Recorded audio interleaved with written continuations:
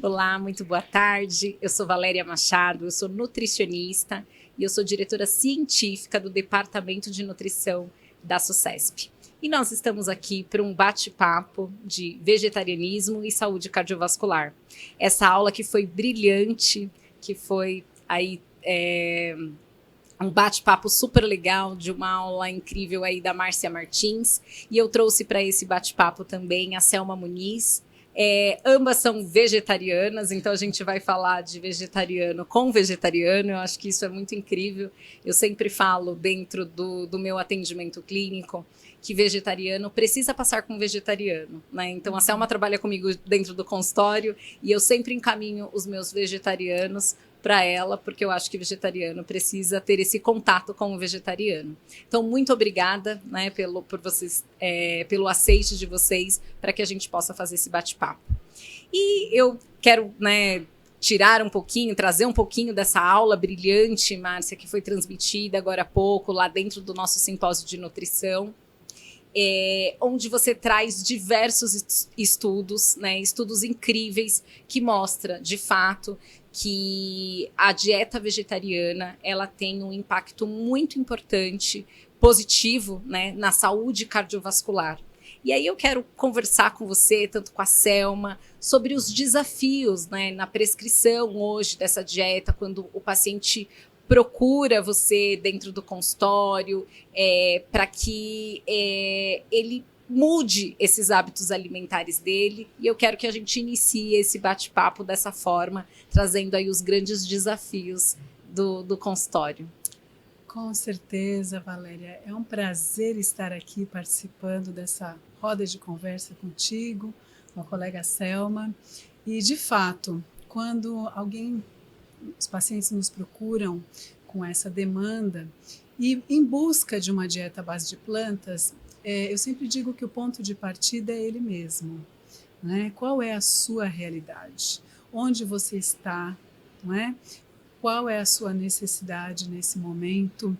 E a questão das dietas das possibilidades no mundo plant-based é infinito, né? Você tem aí, assim, nós estamos afortunadamente num ambiente aqui no Brasil onde nós podemos ter acesso a hortaliças, frutas, cereais integrais, castanhas, sementes, leguminosas, que compõem, não é, o núcleo central de uma alimentação vegetariana. Então, nós temos no nosso país uma disponibilidade desses alimentos. Claro, existe um ambiente obesogênico, existe uma promoção de alimentos, estávamos falando aqui agora há pouco, não é, Selma, sobre os processados, os ultraprocessados, que também estão entrando no mundo plant-based com toda a força. Exatamente. E trazendo novos desafios para nós. Temos que estar sempre de olho nos rótulos, sempre percebendo qual é a composição desses alimentos, sabendo sim que no momento da transição de uma dieta mais rica em alimentos de origem vegetal, você poderá fazer uso de um substituto culinário. Só que esse substituto culinário nem sempre é um substituto nutricional. Nós nutricionistas sabemos muito bem disso. Então, de olho no rótulo, qual é o teor de sódio, qual é o teor de gordura saturada, qual é o valor calórico desse alimento, quão rico ele está ali, o que ele está fornecendo para a gente em termos de aditivos, conservantes, isso sempre, né? Não é só no mundo dos substitutos culinários, das alternativas culinárias para os vegetarianos. Então, sim, nós temos muitos desafios, mas quem vai dizer isso de verdade é a realidade de cada paciente, não é mesmo? E nós partimos do indivíduo, não é? É verdade, porque assim, quando o paciente ele procura, né, a orientação nutricional, ele traz muito essa cultura já da busca pelo alimento, pela alternativa, né? Pelo alimento pronto. Pronto, né? Exatamente. E aí ensinar a ler o rótulo é importante, né? Porque essa troca, ela precisa ser uma troca consciente. Né? Então ele precisa saber fazer boas escolhas, né? Eu acredito que isso é o importante. E eu acho que uma questão também é levar esse paciente para a cozinha, não é verdade, Selma? Sim. Eu acho que assim, não existe dieta saudável para quem não sabe cozinhar. E eu acho que esse é o grande desafio também do nutricionista hoje, né? Elevar a técnica dietética que a gente aprende anos aí na faculdade para a prática desse paciente. O que você me fala sobre isso? E tirar essa ideia, né, do paciente de achar que é difícil preparar o alimento, né? As pessoas, elas acabam colocando uma barreira, né, de achar assim, como é difícil cozinhar, como é difícil preparar. Então, existem maneiras, né, dentro, né, do que a Márcia falou, dentro da realidade do paciente. Né? Qual que é a sua realidade? Qual é o seu tempo hoje? O que você consegue preparar, né? Como que é o seu planejamento? Porque tudo parte do planejamento dentro da alimentação. Né? Eu acredito que a alimentação, ela é extremamente importante, essa questão do planejamento. Porque quando o indivíduo ele se programa, ele consegue preparar alguma coisa, né? Ou, no mínimo, também fazer boas opções de compra ou de escolha de produtos alternativos. Né? Então, mas resgatar, eu falo que é um resgate, a cozinha, né? Que tem se perdido um pouco, né? Eu acredito que isso seja bem importante. E aí o grande papel do profissional nutricionista, né? De você procurar um bom profissional que te ajude, né? E olha aí a questão do planejamento também numa condição de um vegetariano. Né? Eu falo que o planejamento ele está em todas as condições daquilo que você quer seguir uma dieta saudável. Se não tem planejamento, não tem dieta saudável, porque como que você tira da cartola, né, determinados alimentos se você não se planejou para que você estivesse ali com aqueles alimentos, para você fazer determinadas preparações, para aquilo ser facilitador no seu dia a dia. Mas eu acho que esse é o grande papel nosso, nutricionista, ensinar isso para o paciente, não é verdade? Exatamente. Inclusive no mundo das possibilidades de uma dieta mais à base de vegetais, nós temos hoje em dia tantos novos recursos. Então, assim, uma infinidade de receitas disponíveis aí no YouTube, youtubers maravilhosos, trazendo aí estratégias culinárias muito, muito boas, fáceis, práticas. Nós temos recursos tecnológicos, então, hoje em dia você compra uma máquina de fazer bebidas vegetais a preço acessível e você consegue produzir uma gama de bebidas vegetais na sua casa. E você que são saborosas, né? Exatamente. E existem formas até de você fortificar naturalmente. Isso dá para conversar também numa outra ocasião. Então, assim, nós temos aí uma infinidade de receitas, nós temos uma infinidade de equipamentos. Hoje em dia você tem ali aquela máquina de fazer sorvete a partir do sorvete da fruta congelada. Né, uma maquininha, ou você pode fazer também usando um liquidificador. Então, assim, ideias, recursos e planejamento é a palavra-chave, porque a partir do momento que você prioriza alguma coisa na sua vida, você vai abrir um leque de estratégias para tornar isso uma realidade, para viabilizar. Então, você precisa reunir estratégias, apoderar-se dessas estratégias, daí a função do profissional como um coach mesmo, um coach de saúde. E o profissional não apenas com ferramentas, com estratégias e técnicas, mas com uma vivência prática. Quando o profissional aplica, e eu quero chamar muito a atenção a isso, porque a gente está aqui num crescente em termos de interesse pela medicina de estilo de vida e do quão importante é nós vivermos esses princípios de saúde mesmo, nós profissionais de saúde, para que a gente possa realmente transmitir para os nossos pacientes essa vivência, essa experiência prática, não é? Então, agora que nós temos recursos tecnológicos, né, como o site GTP, o site GTP, que eu já tenho usado bastante. Então, se questiona muito, até foi pedido para o site GTP construir uma dieta, e uma reportagem colocou recentemente de que ele foi reprovado, né, na dieta proposta. Mas, assim, nós temos tantos recursos tecnológicos disponíveis que podem ser utilizados, mas, assim, nada se compara à experiência prática que você tem, à sua vivência, não é? E como você pode transmitir isso para o seu cliente também, que eu acho super importante. Com toda certeza. Então, essa questão da vivência é algo assim muito significativo, né? Porque quando você a pessoa procura, né, o nutricionista, principalmente vegetariano, eu acredito que a questão de você fazer isso na sua rotina, né, foi o que a Márcia falou, você viver isso, você consegue dar muito mais alternativa, né, para a pessoa. E aí você cria realmente esse leque de possibilidades que ela não consegue enxergar. Né? Então, isso é legal, isso é bem interessante. Quer ver um exemplo? Você pode produzir, por exemplo, na sua própria casa, com uma grande facilidade, brotos, né, germinados, que vão te dar uma série de possibilidades de fazer saladas cruas fantásticas. E isso é tão simples de fazer.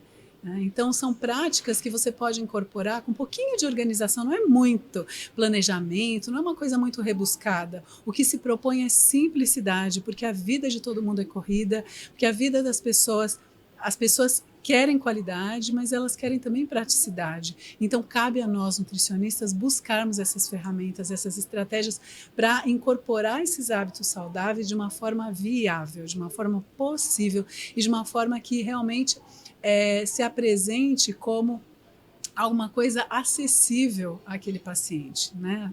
Que o paciente seja ao alcance do paciente. Isso é muito importante. E trazer isso para a realidade de cada um, né? Que é isso que vai, o nível diferente de paciente para paciente vai ser a realidade de cada um. Aonde você pode ir com determinado paciente, você não vai com outro, e assim sucessivamente, enfim.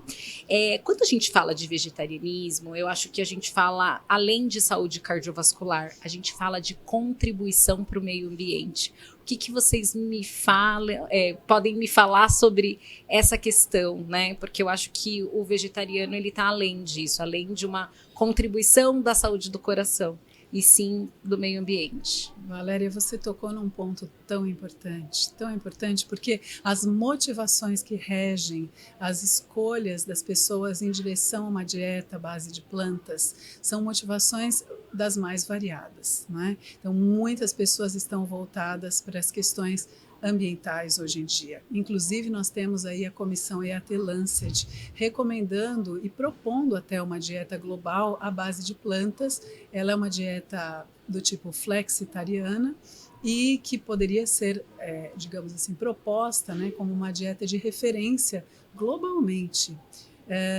E justamente uma das justificativas que são apresentadas para isso é a questão ambiental, da sustentabilidade ambiental. As dietas vegetarianas utilizam muito menos recursos da terra, recursos hídricos, estão menos contribuem também com menor risco de transmissão de zoonoses, que esse é até recentemente saiu um artigo muito importante falando sobre esse assunto. Então nós temos aí uma responsabilidade com o meio ambiente e as pessoas estão ficando, as gerações mais jovens estão cada vez mais conscientes disso. No hemisfério norte, na Europa, se fala muito sobre esse assunto, há uma preocupação muito grande a respeito desse assunto. Muitas pessoas estão se voltando ao vegetarianismo, à busca de uma dieta à base de plantas, com essa argumentação que faz todo sentido. O impacto, a pegada hídrica, a pegada de carbono, enfim, são assim, o impacto ambiental que a pecuária causa, a produção de alimentos que destinados ao consumo animal, né, tem um impacto ambiental gigantesco.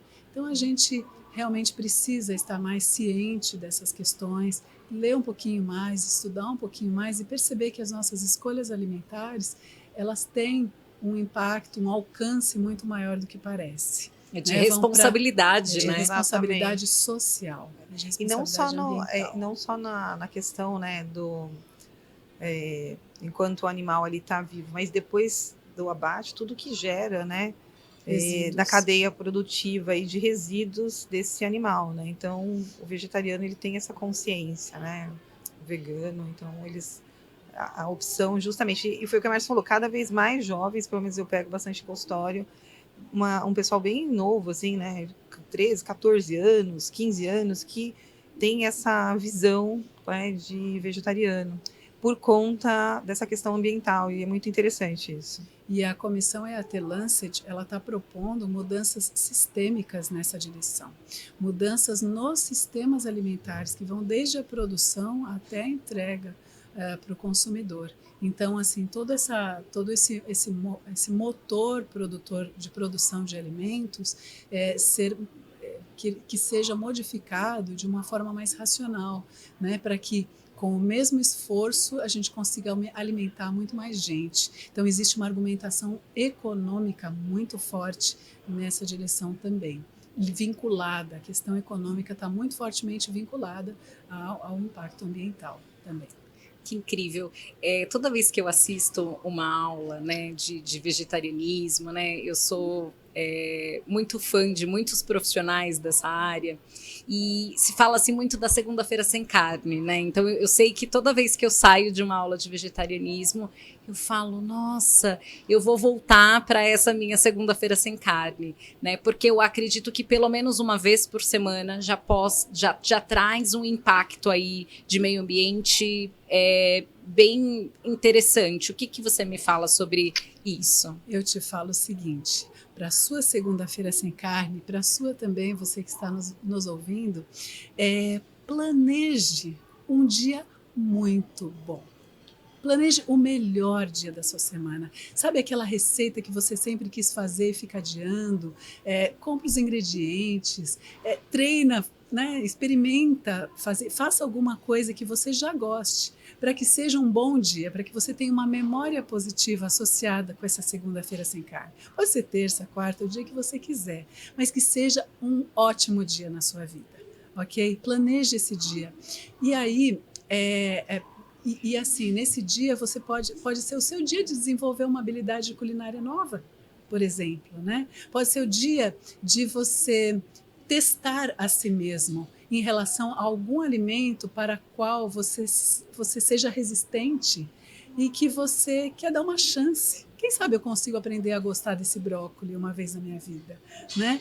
Mas eu acho assim que esse dia tem que ser um bom dia na sua vida.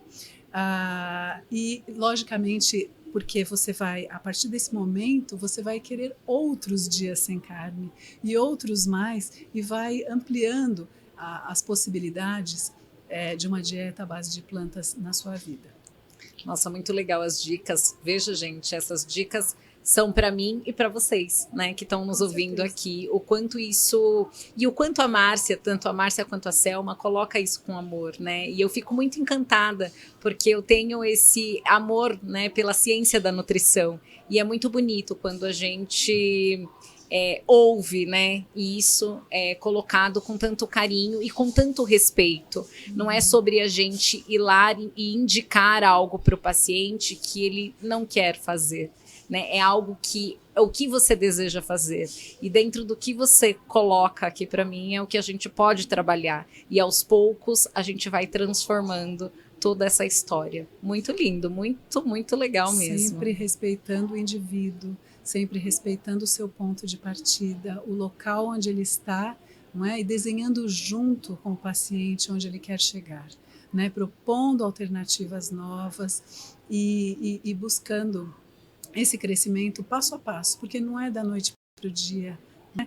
A gente tem que estar aberto, estar receptivo, e o profissional, agora me lembro disso também, é muito importante que você ganhe a confiança do seu paciente, né? Ganhe o respeito, ele vai sentir que você está junto com ele nesse processo. Isso que ele precisa caminhar com as próprias pernas. Nossa, perfeito, porque nutrição é isso, né? Eu acho que nutrição é acolhimento, é você entender, nutrição não é proibitivo. Exatamente. Né? Nutrição é equilíbrio, né? Então eu acho que é isso que transforma. É sobre a gente de fato acolher a história do paciente, seja em qual ciclo da vida for, né? Seja em qual condição clínica for, que a gente possa de fato fazer o verdadeiro papel do nutricionista, né? Não aquele nutricionista que dá broncas, porque eu acho que isso ficou no passado, né? Hoje o profissional nutricionista é aquele que estuda, né? Que se dedica, mas é aquele que também acolhe ali o paciente para fazer uma prescrição adequada para ele. Né? Eu acho que é isso, né, Selma? É isso mesmo. Eu acho que isso é importante, o acolhimento, né?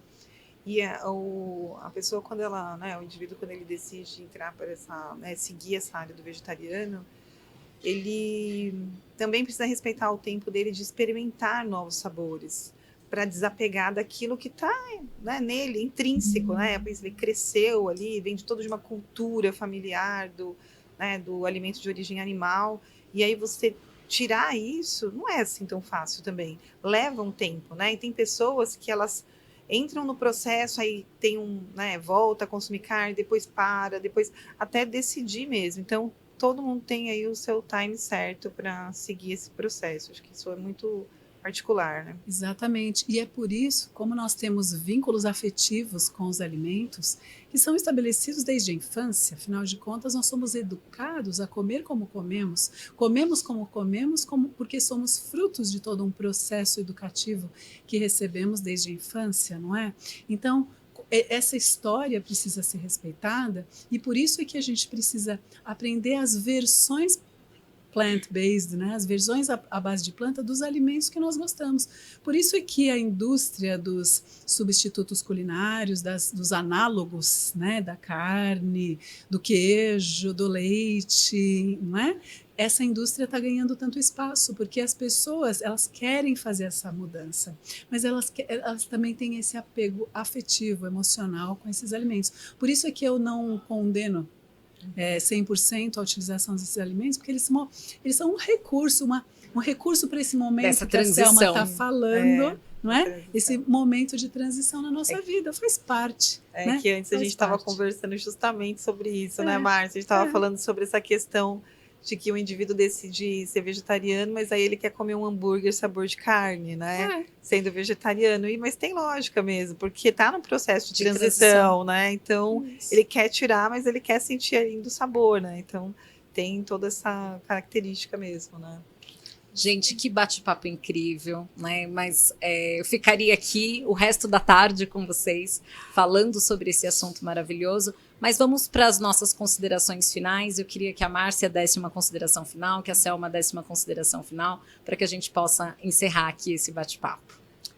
Bom, eu quero estimular você nessa trajetória, nesse processo de mudança de estilo de vida, lembrando que não é só alimentação, não é? A gente tem que pensar no sono, no descanso, a gente tem que pensar na atividade física, tantas outros componentes no controle do estresse, na nossa saúde emocional, e a alimentação faz parte de tudo isso. Claro que incluindo alimentos de origem vegetal, nós vamos aumentar a qualidade, nós temos uma gama de possibilidades incrível. Procure orientação profissional. Se você quer fazer essa mudança, conte conosco, conte com o seu nutricionista. O nutricionista, por sua vez, precisa estar preparado para isso, porque existem nutrientes críticos e pensando em saúde cardiovascular também existe uma especificidade, necessidades específicas no controle da hipertensão, no controle dos lipídios, no manejo dessa transição de vegetarianismo. É muito importante levar em conta todas essas questões, né? Porque todo padrão dietético ele tem aí os seus pontos a considerar, os seus pontos frágeis que precisam ser trabalhados. Então, é um processo que deve ser muito positivo na vida de todos nós. Quero estimular todos vocês a buscarem essa experiência e contem conosco sempre. Muito obrigada, Márcia. E você, Selma? Bom, eu acredito que, assim, parte, né, a Márcia colocou aqui que o importante também, assim, eu acredito muito legal incentivar essa questão da pessoa buscar mais o vegetarianismo, se permitir a experimentar novos sabores, né?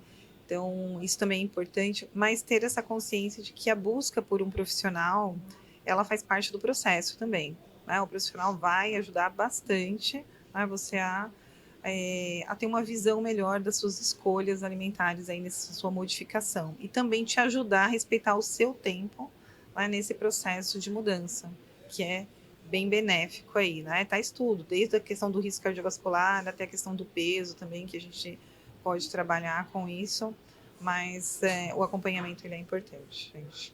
É extremamente. Eu acho que para qualquer dieta, né, que vocês vão buscar na vida, vocês precisam de um profissional nutricionista, mas eu falo que é aquele profissional que acolhe a sua história, não é qualquer profissional. Né? Então, a gente tem que tomar cuidado com os fake news, na verdade, né? Porque tem muito fake news de profissional e a gente tem que procurar profissionais que, de fato, ligam à ciência, né? Mas também acolhe a história do nosso paciente. Meninas, muito obrigada. Foi incrível esse bate-papo. E obrigada, SUCESP, por essa participação. Obrigada. Eu que agradeço. Um prazer participar.